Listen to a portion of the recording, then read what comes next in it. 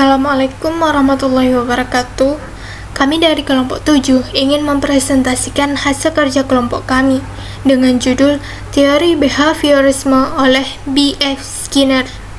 Dengan saya Anida Izati sebagai MC sekaligus pemateri pertama dan teman-teman saya.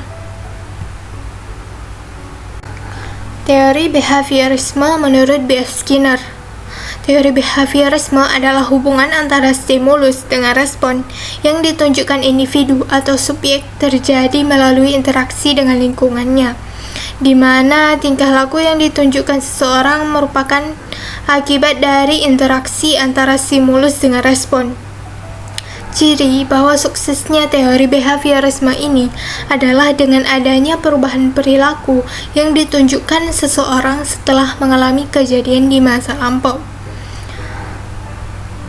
B.F. Skinner ini memiliki perbedaan dengan pakar kepribadian pada umumnya dalam 3 hal. Yang pertama, ia menjadikan tingkah laku sebagai satu-satunya aspek yang nyata dan relevan yang dapat diobservasi. Dan untuk mengontrol, meramalkan tingkah laku itu adalah mengaitkannya dengan kejadian yang mengawali tingkah laku itu yang ada di lingkungan. Yang kedua, menurutnya, psikologi harus menemukan hukum umum dari tingkah laku, hubungan empiris antara stimulus dengan respon. Yang ketiga, ia menjadikan binatang seperti tikus dan merpati sebagai objek pengamatan, berbeda dengan para pakar lainnya yang menjadikan orang abnormal untuk dianalisis. Asumsi dasar yang digunakan Skinner. Skinner bekerja dengan 3 asumsi dasar, yaitu 1. Tingkah laku mengikuti hukum tertentu. Behavior is lawful. Hal ini adalah usaha untuk menemukan keteraturan yang menunjukkan bahwa peristiwa tertentu berhubungan secara teratur dengan peristiwa lain. 2. Tingkah laku dapat diramalkan. Behavior can be predicted. Hal ini menjelaskan tapi juga meramalkan, bukan hanya menangani peristiwa masa lalu, tetapi juga di masa yang akan datang. Teori yang berdaya guna adalah teori yang memungkinkan dapat dilakukannya prediksi mengenai tingkah laku yang akan datang dan dapat menguji prediksi tersebut. 3. Tingkah laku dapat dikontrol. Behavior can be controlled.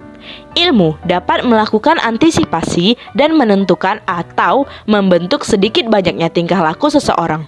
Skinner bukan hanya ingin tahu bagaimana terjadi tingkah laku, tetapi dia juga sangat berkeinginan untuk memanipulasinya.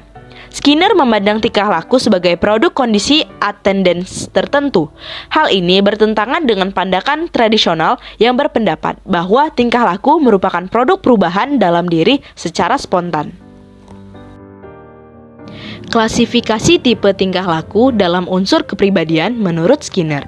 Menurut Skinner, tingkah laku hanya dapat diubah dan dikontrol dengan mengubah lingkungan. Unsur kepribadian yang dipandangnya adalah tetap, yaitu tingkah laku itu sendiri. Ada 2 klasifikasi tipe tingkah laku. 1.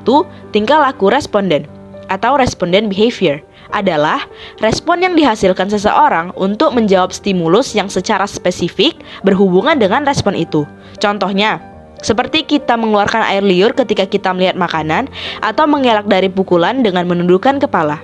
Kedua, tingkah laku operan atau operant behavior adalah respon yang dimunculkan seseorang tanpa adanya stimulus spesifik yang langsung memaksa terjadinya respon itu.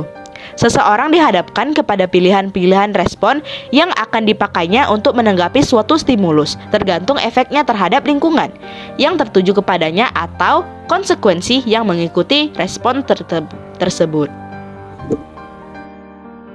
Baik, sekarang saya akan melanjutkan tentang dinamika kepribadian oleh B.F. Skinner. Hakikat teori Skinner adalah teori belajar bagaimana individu memiliki tingkah laku baru, menjadi lebih terampil, menjadi lebih tahu. Manusia dapat dilatih melakukan semua jenis tingkah laku, manakala semua konsekuensi atau penguatan yang tersedia di lingkungan dapat diubah dan diatur sesuai dengan tujuan yang dikehendaki. Strategi itu bentuk dasarnya ada 2, conditioning klasik dan conditioning operan. Yang pertama, conditioning klasik. Conditioning klasik disebut juga conditioning responden karena tingkah laku dipelajari dengan memanfaatkan hubungan stimulus respon yang bersifat refleks bawaan. Questioning klasik menghasilkan tipe tingkah laku responden yang oleh Skinner dianggap kurang penting karena kurang menggambarkan fungsi integral manusia dalam lingkungannya.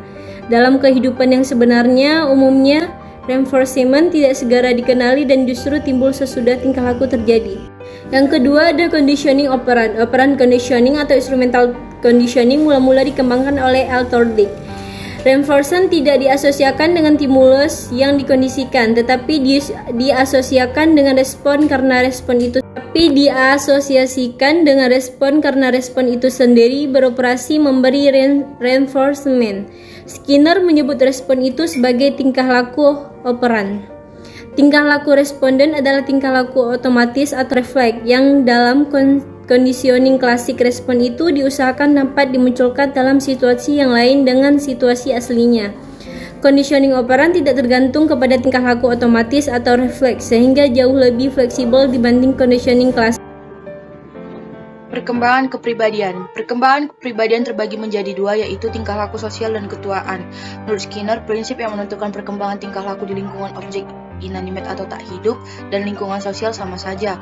Individu itu berinteraksi dengan lingkungannya, menerima reinforcement positif atau negatif dari tingkah lakunya. Tingkah laku sosial tidak dibahas dari ciri-ciri kepribadian atau cara khas seseorang bertingkah laku. Bagi Skinner, gambaran ciri kepribadian itu dapat diterjemahkan dalam sekelompok respon spesifik yang cenderung diasosiasikan dengan situasi tertentu.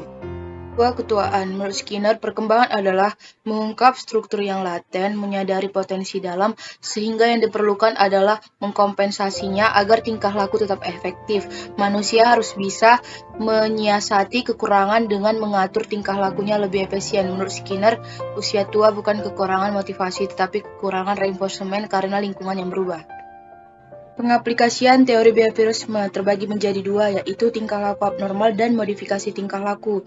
Menurut Skinner, tingkah laku abnormal merupakan tingkah laku yang dapat diganti dengan tingkah laku normal dengan cara sederhana, yaitu memanipulasi lingkungan. Kelainan tingkah laku tersebut adalah kegagalan belajar yang membuat seperangkat respon yang tepat. Kegagalan belajar tersebut terbagi menjadi 4, yaitu kekurangan tingkah laku, kesalahan penguatan, kesalahan memahami stimulus, dan merespon secara salah. Yang kedua, modifikasi tingkah laku. Banyak pakar yang beranggapan teori behaviorisme sudah menjadi masa lalu, namun pendapat itu tidaklah seluruhnya benar. Dalam hal ranah terapi, behaviorisme masih tetap berkembang dalam bentuk modifikasi tingkah laku atau behavior modification. BMUD atau sebutan untuk behavior modification adalah senjata atau strategi untuk mengubah tingkah laku yang bermasalah. Beberapa teknik berikut dikemukakan oleh Skinner, tetapi mungkin juga dikembangkan oleh pakar lain. Demikian presentasi kerja kelompok kami. Apabila ada yang kurang jelas, silahkan tinggalkan komentar kalian. Lebih dan kurang kami mohon maaf. Terima kasih atas segala perhatiannya. Wassalamualaikum warahmatullahi wabarakatuh.